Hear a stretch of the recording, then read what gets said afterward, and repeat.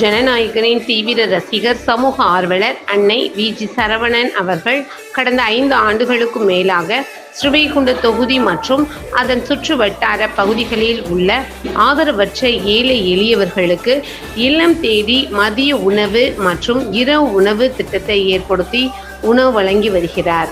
இந்நிலையில் தமிழக வெற்றிக் கழகத்தின் ஐம்பெரும் கொள்கை தலைவர்களுள் ஒருவரான சமூக ஆர்வலர் அஞ்சலையம்மாளை கொள்கை தலைவராக அறிவித்ததன் ஏற்பால் தமிழக வெற்றிக் கழகத்துடன் இணைந்து தமிழக வெற்றிக் கழக தலைவர் தளபதி திரு விஜய் அவர்களின் ஆசியுடன் கழக பொதுச் செயலாளர் அண்ணன் புசி என் ஆனந்த் அவர்களின் வழிகாட்டுதலின்படியும் 15/3/2026 அன்று 1370வது நாளாக ஏரல், உண்டியலூர், ஸ்ரீவைகுண்டம், கோட்டைக்காடு, சிறுதொண்டநல்லூர் மற்றும் கீழமங்கலக்குறிச்சி அதன் சுற்று வட்டார பகுதிகளில் உள்ள 163 ஆதரவற்ற ஏழை எளியவர்களுக்கு தமிழக வெற்றிக் கழகம் தூத்துக்குடி மேற்கு மாவட்டம் ஜனநாயகனின் தீவிர ரசிகர், சமூக ஆர்வலர் அன்னை வி.ஜி. சரவணன் அவர்களின் சார்பில் மதிய உணவாக முட்டையுடன் கூடிய சிக்கன் குழம்பு சாப்பாடு வழங்கப்பட்டது.